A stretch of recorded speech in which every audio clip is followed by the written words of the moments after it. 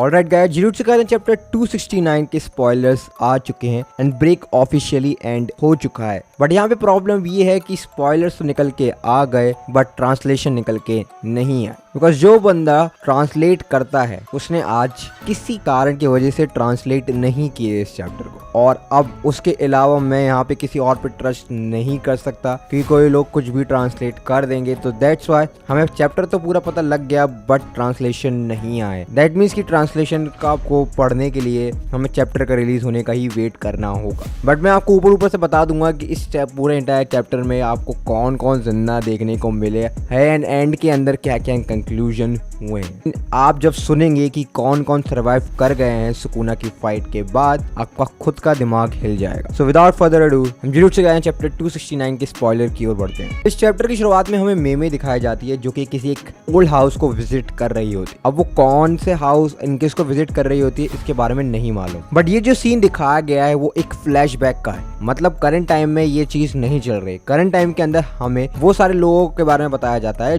जो लोग सर्वाइव कर गए हैं। तो कुसुकाबे भी बिल्कुल कंप्लीटली सही हो जाते हैं। जब वो सुकुना से लड़ने गए थे तक कुसुकाबे की हालत भी बहुत खराब थी बट कुसुकाबे भी सर्वाइव कर गए। यहाँ पे यूजलेस मीवा एंड टोडो भी सर्वाइव कर गए हैं। फिर हमें यूटा दिखाया जाता है जो कि सर्वाइव कर चुका है। लोग ये हैरान हो जाते हैं कि यूटा ने सर्वाइव कैसे किया। यहाँ पे मेरे हिसाब से ये एक्सप्लेनेशन ये है कि यूटा ने की बॉडी ऑटोमेटिकली अपनी बॉडी पे वापस आ गई क्योंकि रीका गोजो की बॉडी को कम्प्लीटली हैंडल नहीं कर पा रही थी। तो जैसे ही वो टाइम लिमिट खत्म हुआ यूटा अपनी बॉडी के अंदर वापस आ गई। बट इस पूरे एंटायर चैप्टर में हमें गोजो का कुछ भी नहीं बताया गया। आफ्टर ऑल जितने भी मैंने अलग ट्रांसलेशन पढ़े वहां पे गोजो का कोई जिक्र भी नहीं हुआ है। दैट मीन्स हमें अभी भी नहीं मालूम कि क्या गोजो मर चुका है या फिर नहीं। बट ऑनेस्टली मैं ये बोलूं कि आप ज्यादा एक्सपेक्ट नहीं करो क्योंकि मुझे नहीं लगता कि गे गोजो को वापस लाने वाला है इस स्टोरी के अंदर। बट हमें बाकी और कैरेक्टर्स दिखाए जाते हैं जैसे कि माँ की,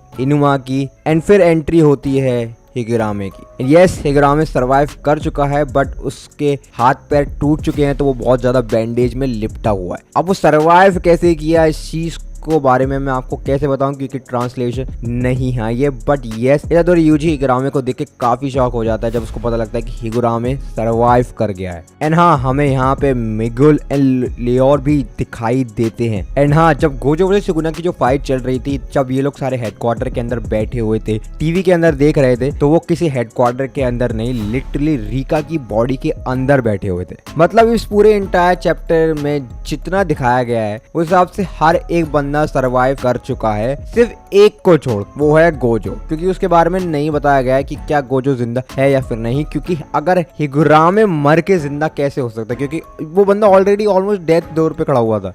लिटरली हमने उसको देखा है मरते हुए बट स्टिल ये नहीं मालूम पड़ा कि हिगुरामे कैसे जिंदा हो गया। एंड हाँ, यूटा अपनी बॉडी के अंदर वापस आ गया बट यूटा के फोरहेड पे अभी भी स्टिचेस हैं, यानी कि सिर्फ गोजो सातोरू का ही रिटर्न नहीं हुआ है इस पूरे चैप्टर में। एंड चिट चैट को देख के मुझे यही लगता है कि ये लोग डेफिनेटली यही सब बारे में बात कर रहे होंगे कि ये लोग सुकुना से इस फाइट को जीतने के लिए क्या क्या स्ट्रेटेजी बना रहे थे, किन किन लोगों को इन्हें इनवाइट किया इस चीज को जीतने के लिए। एंड यहाँ पे हकारी शायद कहता है, एक ट्रांसलेशन में मैंने पढ़ा था कि अगर यूटा नहीं होता तो हम सब लोग सुकुना को नहीं हरा पाते, जो कि ऑब्वियसली राइट है। अगर यूटा नहीं होता तो हम लोग वाकई में सुकुना को नहीं हरा पाते। और at the end of the chapter हमें ये दिखाया जाता है जहाँ पे मेमे विजिट करी है जिस ओल्ड अम्मा के पास, उसने उसको मार दिया। अब क्यों मारा है, उस अम्मा का क्या रिलेशन है, ये चीज बारे में नहीं मालूम। एंड आई कैन डेफिनेटली से ये कोई रिलेशन होगा क्लैंस के द्वारा, जहाँ पे टॉप 3 क्लैंस के लिए ही कुछ ऐसा कोई लड़ाई चल रही होगी डेफिनेटली, क्योंकि अब सबसे बड़ा थ्रेट सुकुना तो जा ही चुका है। तो इसी के साथ जुजुत्सु काइसेन चैप्टर 269 के स्पॉयलर्स यही खत्म होते हैं। सो ट्रांसलेशन नहीं आया, I am so sorry for it. But जैसे चैप्टर रिलीज होता है मैं उसके ऊपर डेफिनेटली एक फुल्ली एक्सप्लेन वीडियो अपलोड कर दूंगा। आई होप कि आपको ये वीडियो पसंद आई होगी। Make sure to like and subscribe. I see you on the next one. Until sayonara.